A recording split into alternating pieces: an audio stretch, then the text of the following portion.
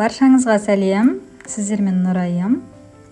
Бүгін осы видеода Шурпа тағамның дайындалу әдісімен бөлісетін боламын. 4 адамға жететін порция жасап жатырмын мен қазір. Қазанымызға етімізді салып, жақсылап жуып, ет бататындай етіп су құямыз, қайнатамыз. Қайнап болған соң көбігін аламыз.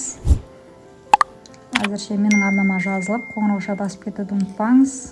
Лайк басып, комментарий жазып кетіңіз. Картоп, морковь, сладкий перец және қызанақ қостым. Қалауларыңызша осылай турап аласыздар. Мен ірі етіп турадым. Мен осы жуаны сорпа қайнаған соң салған болатынмын. Видеосы өшіріліп қалды. Сіздер де солай басында салуларыңыз керек. Соңында алып тастайсыз жуаны. Қазір мен сорпаны сапырып жатырмын. Сорпа сапырған сайын дәмді болады деп айтады. Осындай дәмді болып шығады, жасап көріңіздер міндетті түрде. Алдымен морковьті салам, қайнатып, жақсылап.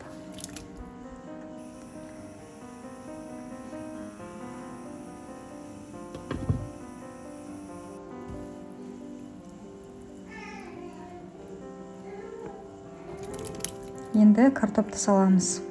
Осылай барлығын бірінен соң бірін саламыз. Картоп пен морковь бізде қатты болғасын. Қайнауы, пісуі де уақыт алады. Мен етті шамамен 1 сағаттай пісіріп алдым. Сонан соң сәбізді, картопты салдым.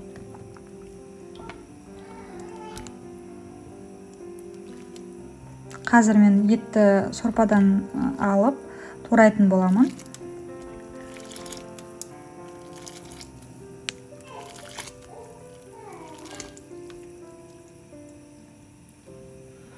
Қалауларыңызша тұз қосасыз, бұрыш қосасыз, дәмдеуіштер қосып кетсеңіз болады.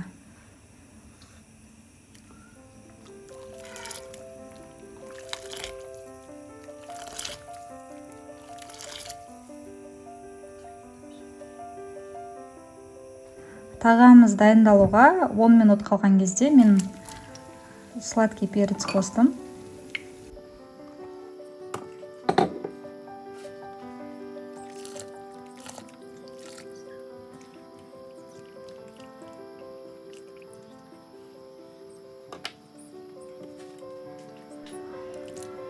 Помидорды салдым.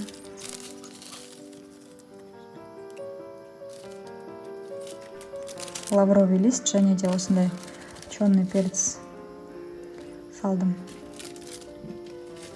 Барлығы қалауларыңыз бойынша өте лавровый лист тағамға дәм береді жақсы. Тағамыз дайын болуға жақындады.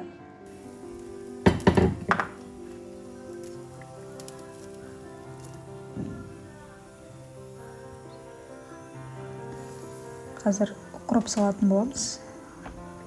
Жақсылап бір араластырып аламыз. Осыменен біздің сорпамыз дайын. Міндетті түрде жасап көріңіз. Дәмі енді ерекше.